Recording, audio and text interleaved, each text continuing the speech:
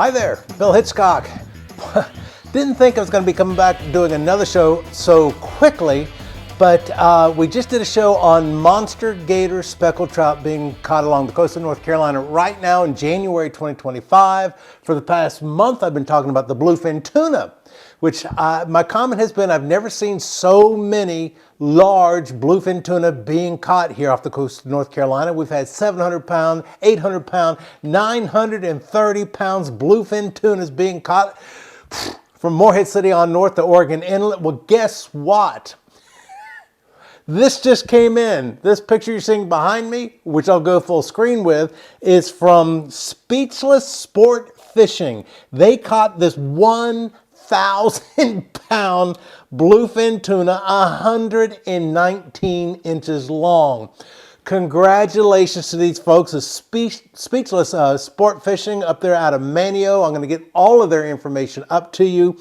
I love this comment here. It says, we never imagined outdoing the 114-inch fish from last week, but darn if it didn't happen. 1 week later, 1,000 pound, 119-inch bluefin tuna.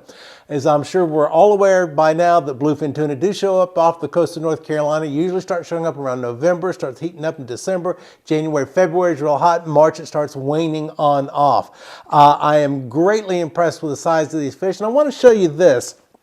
Pardon me, I'm really having to do all of this on the fly, so pardon me while I click buttons and all. One of the things I wanted to show you is this is a video I found. It is the migration pattern of one bluefin.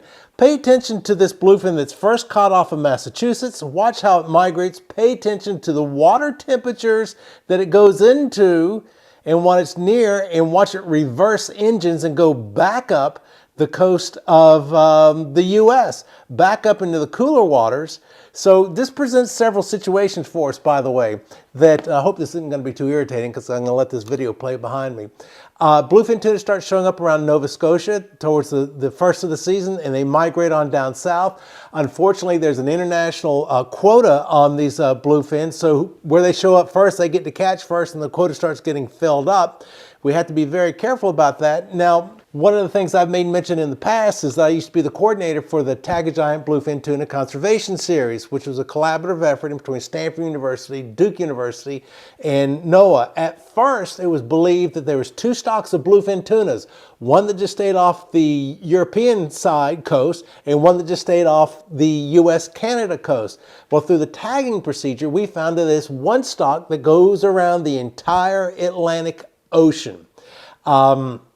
At first, when we were tagging, and it's really cool, the tags. At first, they were called archival tags, where when the fish was caught, we had to surgically implant a tag inside of the tuna, sew it back up, put it back in the water, and it took seconds, literally, maybe a minute to do this. Now, these tags are not like the normal type of tags we think of, like spaghetti tags that will tag like a drum or speckled trout, where those type of tags, you record where you caught it, when you caught it, length of the fish, let it go, and you turn that data in, and when the fish is recaptured, then we find out how long, how far, how big it's grown, and things like that. With the archival tags, what we did is it recorded all the information in the tag, but the tuna had to be recaptured. We first had a tuna that was tagged off in North Carolina show up with an archival tag in the Mediterranean. That's when we were first able to go, hey, these fish are swimming across the entire Atlantic. What they're doing now is an external pop-off style of tag.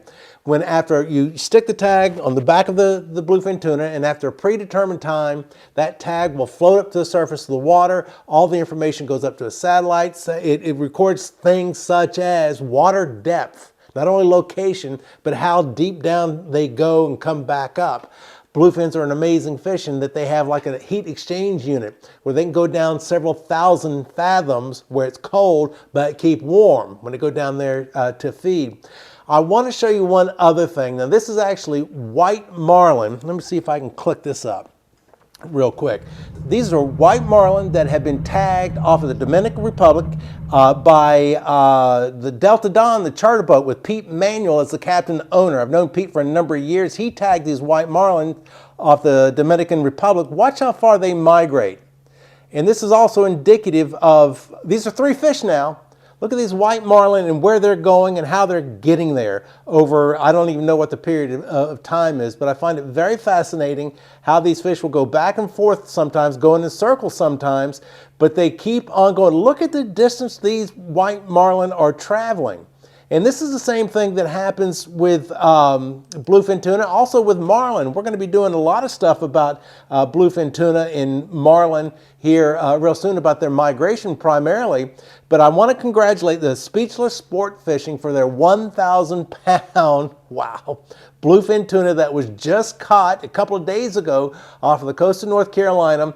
Go to their Facebook page, go to their website. Again, it's Speechless Sport Fishing. They also at YouTube have a Speechless Sport Fishing University. And as the name implies, you want to learn about fish, go there. I can't think of a bluefin tuna off of the coast, and I haven't researched this, but in the 30 years that I've been involved with bluefin tuna, I can't think of one off the coast of North Carolina that weighed 1,000 pounds. So congratulations to those folks. As I said, we're going to do a lot more on white marlin, on blue marlin, on their migration in off of tagging studies. It's fascinating stuff. Until then, I'm Bill Hitchcock. See ya.